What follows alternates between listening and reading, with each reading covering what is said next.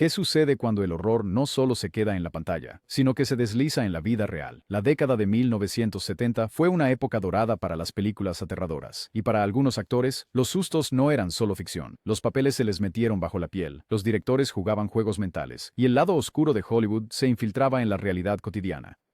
¿Alguna vez te has preguntado qué se necesita para realmente perder la cabeza haciendo una película de terror? Quédate, porque algunas pesadillas nunca dicen corte.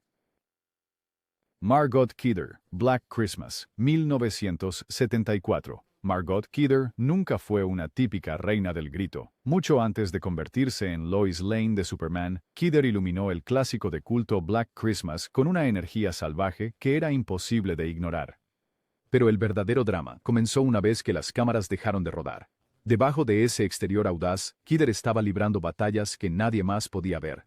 La presión de la fama instantánea, mezclada con un Hollywood que amaba devorar a los jóvenes talentos, la empujó al límite. A finales de la década de 1970 comenzaron a circular rumores. Kidder desaparecía durante días, faltaba a entrevistas o llegaba al set con una mirada en sus ojos que asustaba incluso a sus amigos más cercanos. Luego vino el infame incidente de 1996, años después de su época dorada en el cine de terror. Kidder desapareció, reapareció en el patio trasero de un extraño y estaba tan paranoica que la policía pensó que huía de algún peligro invisible.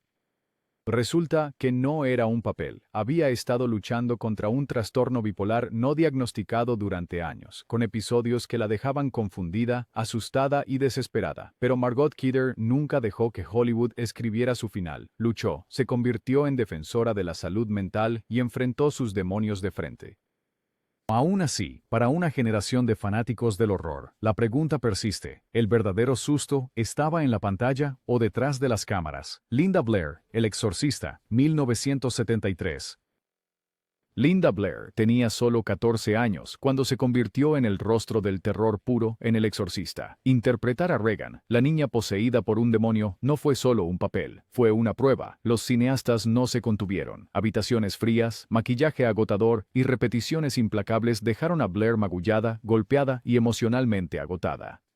El público gritó, los críticos elogiaron, y la película se convirtió en una sensación mundial. Pero para Blair, las pesadillas no terminaron cuando los créditos aparecieron. Los medios descendieron, ansiosos por convertirla en una estrella o en un chivo expiatorio. La llamaron maldita, la interrogaron sobre si realmente estaba poseída y fue acosada por fans y reporteros dondequiera que iba. En la escuela, sus compañeros la trataban como si pudiera empezar a girar la cabeza en cualquier momento. El estrés fue tan intenso que Blair desarrolló ansiedad y pesadillas, atormentada por el trauma de su actuación y la obsesión del público con su cordura en la vida real. Años después, Blair hablaría abiertamente sobre cómo interpretar a Regan la marcó de por vida. Luchó por encontrar papeles que no la encasillaran como una víctima de terror, y el peso de esa fama temprana la dejó en tensión durante décadas. Si alguna vez te preguntaste si las películas de terror pueden distorsionar la realidad, la historia de Linda Blair es prueba de que algunos exorcismos nunca terminan. Shelley Duvall, El Resplandor, 1980. La actuación de Shelley Duvall en El Resplandor es icónica. Su terror se siente tan real que jurarías que no estaba actuando. Eso es porque, en muchos sentidos, no lo estaba. El director Stanley Kubrick era famoso por su perfeccionismo, pero en El Resplandor llevó las cosas a un extremo castigador. Aisló a Duvall del resto del elenco, exigió repeticiones interminables, a veces más de 100 en un solo día, y la mantuvo en un estado constante de miedo y agotamiento. El costo fue brutal. El cabello de Duvall comenzó a caerse. Apenas dormía. Sus compañeros de reparto la veían desmoronarse bajo la presión de Kubrick. Sus emociones reales se filtraban en cada fotograma. El trauma no terminó cuando las cámaras dejaron de rodar tampoco. Duvall se volvió recluida. Su estrella de Hollywood, que una vez brilló, se desvaneció mientras luchaba con ansiedad, paranoia y una sensación de desapego de la realidad. Años después, cuando apareció en entrevistas públicas, los espectadores se sorprendieron por cuánto había cambiado. Shelley Duvall se convirtió en un símbolo del alto precio que algunos actores pagan por su arte, un ejemplo viviente de lo que sucede cuando el horror en pantalla se convierte en horror fuera de ella. En sus propias palabras, El Resplandor fue casi insoportable. Tal vez el verdadero Hotel Overlook no estaba embrujado por fantasmas, sino por la locura que dejó atrás. Donald Pleasence, Halloween, 1978. Donald Pleasence dio vida al Dr. Loomis en Halloween de John Carpenter, persiguiendo al imparable Michael Myers con una mezcla de obsesión y terror que, Eso sigue siendo icónico. Pero detrás de las escenas, Pleasance se volvió casi tan atormentado como el personaje que interpretó. Loomis era un hombre al límite, privado de sueño, ansioso y cargando el peso del mal sobre sus hombros. Pleasance, ya un veterano de roles psicológicos, vertió cada onza de su propia inquietud en la actuación. Amigos decían que a menudo desaparecía entre escenas, sentándose solo en la oscuridad, murmurando líneas y perdiéndose en sus pensamientos. Filmar tarde en la noche rodeado de actores enmascarados y escenarios espeluznantes comenzó a afectar sus nervios. Los miembros del equipo notaron que Pleasance comenzó a difuminar las líneas entre la ficción y la realidad, volviéndose nervioso y sospechoso, incluso cuando las cámaras no estaban rodando. Se hizo conocido por monólogos intensos, a veces divagantes, sobre la naturaleza del mal dentro y fuera del set. Después de Halloween, Pleasance se encontró encasillado como la figura de autoridad perturbada, con fanáticos y cineastas esperando la misma intensidad cada vez. La mirada atormentada y la voz cansada de Donald Pleasance no eran solo una actuación. En el mundo del horror, a veces no tienes que usar una máscara para perderte. A veces, el verdadero terror es saber exactamente cómo se ve el mal y verlo mirándote de vuelta. Brad Dourif, Los ojos de Laura Mars, 1978. Alguien voló sobre el nido del cuco, 1975.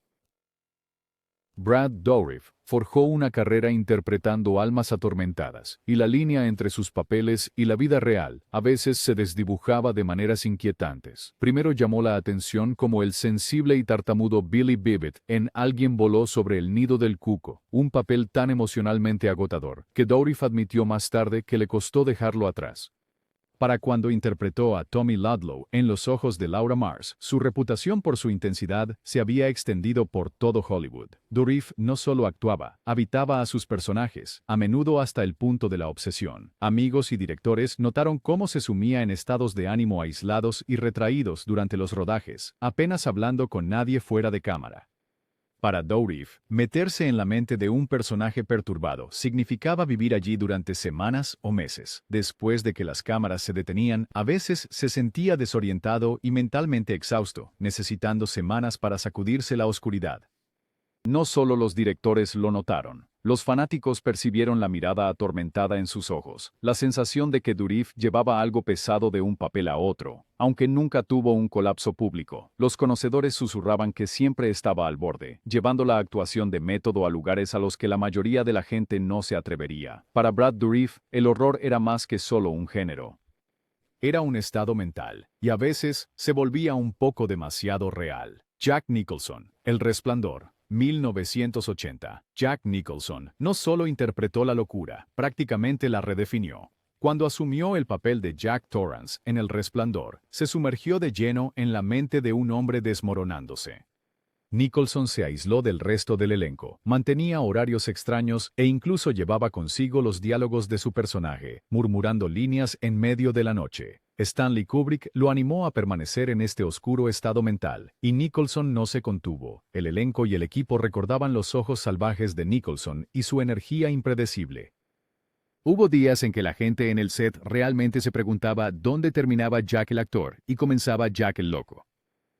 Incluso después de terminar el rodaje, Nicholson admitió que le tomó semanas liberarse del impacto psicológico del papel. Sus amigos decían que estaba más irritable, más intenso y a veces francamente aterrador. Pero aquí está el truco. Nicholson nunca huyó de esa locura. Se inclinó hacia ella, canalizando todo ese caos y volatilidad en una actuación que todavía provoca escalofríos a los espectadores. El Resplandor no era solo una película, era una ventana a lo que sucede cuando un actor deja entrar la oscuridad solo para ver hasta dónde puede llegar. Algunos dicen que Nicholson nunca ha dejado completamente el Hotel Overlook, y sinceramente, después de verlo blandir ese hacha, ¿puedes culparlos? Susan Tyrrell, Butcher Baker Nightmare Maker, 1977. Susan Tyrrell era una fuerza de la naturaleza, tanto dentro como fuera de la pantalla. Cuando interpretó a Cheryl en Butcher Baker Nightmare Maker, aportó una energía desquiciada y febril que era imposible de ignorar. Pero las luchas de Tyrell con su propia salud mental hicieron que sus actuaciones fueran aún más intensas y aún más trágicas. Tyrell era conocida por su excentricidad, sus cambios de humor salvajes y su imprevisibilidad. Los amigos la describían como brillantemente extraña, a veces desapareciendo por días, otras veces apareciendo en el set con historias extravagantes o un comportamiento errático y dramático. Luchó contra la depresión durante años y su vida personal estuvo marcada por episodios de aislamiento y una sensación de no encajar en el mundo uniforme de Hollywood. A pesar del caos, Tyrell puso todo lo que tenía en sus papeles, haciendo que cada personaje fuera más grande que la vida. Su actuación en Butcher Baker, Nightmare Maker, todavía se celebra por su cruda e inquietante fuerza, un reflejo de una mujer que bailó con sus propios demonios y desafió al mundo a mirar. Tyrell nunca encajó en el molde de Hollywood, pero dejó un legado de trabajo intrépido e inolvidable, que demostró que a veces las personas más interesantes son también las que caminan al borde. Robert Blake, A Sangre Fría, 1967. Diles que Willie Boy está aquí, 1969. Robert Blake es prueba de que a veces las historias más aterradoras no necesitan un guión. Blake comenzó como un prometedor actor infantil, pero su carrera adulta tomó un giro más oscuro a finales de los años 60 y 70. Papeles en películas intensas y perturbadoras como A Sangre Fría y Diles que Willie Boy está aquí le trajeron elogios de la crítica, pero el verdadero drama se desarrollaba fuera de cámara. La vida personal de Blake era un desastre. Luchaba con la adicción, la paranoia y una ira explosiva que a menudo lo hacía imposible de trabajar. Los miembros del equipo susurraban sobre sus arrebatos, sus largos discursos de ira y su comportamiento cada vez más extraño. A veces, Blake parecía convencido de que el mundo estaba en su contra. Las líneas entre la ficción y la realidad se volvieron borrosas, y su descenso hacia el aislamiento fue tan trágico como cualquier película. Años después, su historia dio un giro notorio cuando fue acusado y finalmente absuelto del asesinato de su esposa, un caso que dominó los titulares y dejó al público preguntándose si había estado interpretando papeles oscuros durante tanto tiempo que no podía encontrar el camino de regreso. Ya sea que la locura comenzara con las películas o estuviera allí desde siempre, el viaje de Blake es un recordatorio inquietante de que a veces el horror de Hollywood te sigue a casa. Janet Leigh, Night of the Lepus, 1972. Psycho, 1960. Janet Leigh siempre será recordada por esa escena de la ducha en Psycho, pero sus luchas con la ansiedad duraron mucho después de que Hitchcock gritara «¡Corten!» para cuando protagonizó la extraña Night of the Lepus. Su miedo a filmar era bien conocido. Leigh confesó que nunca podría volver a ducharse sin cerrar con llave la puerta del baño y revisar detrás de la cortina cada vez. Amigos y familiares notaron que su inquietud crecía a medida que asumía más papeles de terror. Leigh sufría de pesadillas crónicas y a menudo hablaba de una sensación de temor que la seguía durante años. Incluso cosas simples como llamadas telefónicas nocturnas o el sonido del agua corriendo podían ponerla nerviosa. Admitió que la línea entre su terror en pantalla y la ansiedad en la vida real a veces se sentía muy delgada. Pero Janet Leigh se negó a dejar que el miedo ganara. Siguió actuando, enfrentó sus fobias e incluso se reía de ellas en entrevistas. Su disposición a hablar sobre sus luchas de salud mental la convirtió en una pionera silenciosa en una época en que Hollywood prefería mantener esas cosas en secreto. La historia de Leigh es un recordatorio escalofriante. A veces, el horror permanece contigo mucho después de que el director dice «Corte». Anthony Perkins, El Abismo Negro, 1979. Psicosis Dojo, 1983. Anthony Perkins fue para siempre atormentado por Norman Bates. Después de Psicosis, Perkins se convirtió en el rostro de la locura cinematográfica, y la década de 1970 no le ofreció escape. Incluso en películas de ciencia ficción como The Black Hole, los directores y los fanáticos solo veían al hombre nervioso detrás del infame mostrador del motel. La presión de estar a la altura de su reputación y la lucha por escapar de ella afectaron seriamente la mente de Perkins. Los conocedores dicen que Perkins luchaba con una profunda inseguridad y ansiedad agravada por la máquina de encasillamiento de Hollywood. Era dolorosamente consciente de que el público esperaba que fuera tan desequilibrado como Norman. Los directores lo elegían para papeles cada vez más inestables, y la línea entre el personaje y el actor se volvía cada vez más delgada. Perkins se volvió recluido, a veces esquivando el foco de atención por completo, y desarrolló el hábito de cuestionar cada elección, cada línea, cada gesto. Sus propios amigos lo describieron como atrapado no solo por la industria, sino por su propio legado. El hombre que interpretó la locura tan perfectamente se encontró atrapado en un papel del que no podía desprenderse, incluso fuera de la pantalla. A pesar de su lucha, Perkins aportó profundidad y vulnerabilidad a cada actuación, demostrando que a menudo hay más dolor detrás de la máscara de lo que cualquiera se da cuenta. Verlo en cualquier película de terror película de terror de la época, no puedes evitar preguntarte, ¿era Norman Bates solo un personaje o algo más como una maldición? Tippi Hedren, Roar, 1981. Los pájaros, 1963. El encuentro de Tippi Hedren con la locura no terminó en el set de Los pájaros de Hitchcock. A finales de los años 70, estaba profundamente involucrada en el rodaje de Roar, un proyecto apasionante que rápidamente se convirtió en una de las producciones más peligrosas de la historia. Rodeada de más de 100 leones salvajes, tigres y otros grandes felinos, Hedren y su familia soportaron lesiones, caos y miedo constante. Imagina intentar actuar mientras un león adulto te toca el hombro con la pata, o peor, te persigue fuera del set. Durante años, el elenco y el equipo vivieron en un estado de total ansiedad, donde un solo movimiento en falso podría significar un viaje al hospital. La línea entre valiente e imprudente se volvió borrosa rápidamente. Hedren sufrió huesos rotos, mordeduras severas y estrés psicológico constante.